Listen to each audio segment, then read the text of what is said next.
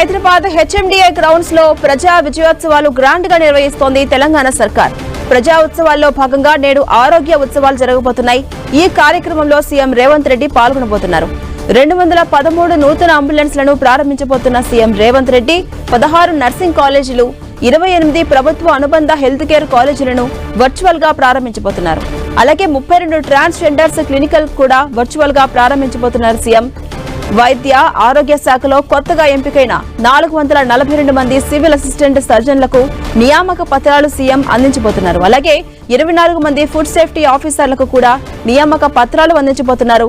ఆరోగ్య ఉత్సవాల్లో పాల్గొనబోతున్న పలువురు మంత్రులు, ఎమ్మెల్యేలు ఉండబోతున్నారు. ఈ నెల 9 వరకు ఈ ప్రజా విజయోత్సవాలు జరగబోతున్నాయి. చివరి రోజు అంటే ఈ నెల 9న తెలంగాణ సచివాలయంలో తెలంగాణ తల్లి విగ్రహావిష్కరణ జరగబోతుంది.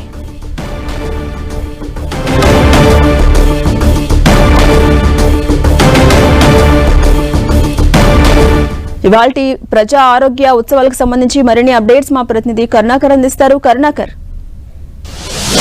కాంగ్రెస్ ప్రభుత్వం అధికారంలోకి వచ్చి ఏడాది పూర్తవుతున్న నేపథ్యంలో ఘనంగా ప్రజా విజయోత్సవాలను నిర్వహించాలని చెప్పటికే ప్రభుత్వం నిర్ణయించింది. మొన్న అంటే ఈ నెల 1వ తేదీనే ఈ యొక్క విజయోత్సవాల ప్రారంభం కాగా ఈరోజు హైదరాబాద్ జరిగే విజయోత్సవాల్లో ముఖ్యమంత్రి రేవంత్ రెడ్డి పాల్గొనబోతున్నారు. ప్రతిరోజు ఈ విజయోత్సవాల్లో భాగంగా ఒక్కో శాఖకు తీసుకొని ఆ శాఖకు సంబంధించిన సంక్షేమ అభివృద్ధి కార్యక్రమాల ప్రజల్లోకి తీసుకెళ్లడంతో పాటు కొత్తగా ఆయా శాఖలకు సంబంధించిన నియామకాలు ఉద్యోగులు ఎవరైతే భర్తీ చేశారో ఆ ఉద్యోగులకు సంబంధించిన నియామక పత్రాలు కూడా అందిస్తున్న పరిస్థితిని మనం చూస్తున్నాం. ఈరోజు హైదరాబాద్లోని అంబేద్కర్ స్టాచ్యూ దగ్గర హెచ్ఎండిఏ గ్రౌండ్స్లో జరిగే ప్రజా విజయోత్సవాల్లో ఆరోగ్య ఉత్సవాలను నిర్వహించాలని ప్రభుత్వం నిర్ణయించింది. అందుకు సంబంధించిన ఏర్పాట్లు పూర్తి స్థాయిలో జరుగుతున్న పరిస్థితిని మనం చూస్తున్నాం. ఈరోజు జరిగే ప్రజా విజయోత్సవాల్లో ముఖ్యమంత్రి రేవంత్ రెడ్డి పాల్గొని 213 కొత్తగా అంబులెన్స్లను ప్రారంభించబోతున్నారు. దాంతోపాటు 442 మంది అసిస్టెంట్ సివిల్ సర్జన్స్కి నియామక పత్రాలు అందించడంతో పాటు 24 మంది ఫుడ్ సేఫ్టీ అధికారులకు కూడా నియామక పత్రాలు అందిస్తున్నారు. ఇక 16 నర్సింగ్ కళాశాలలు కావచ్చు, 28 అనుబంధ కళాశాలకు సంబంధించిన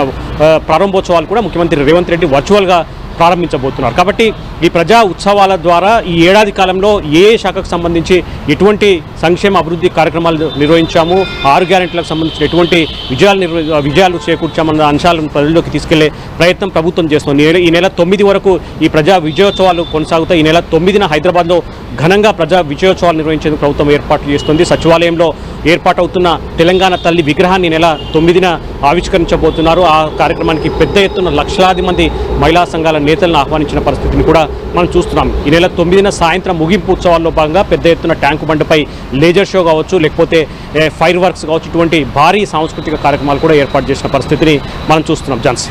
రైట్, థ్యాంక్ యూ కరుణాకర్.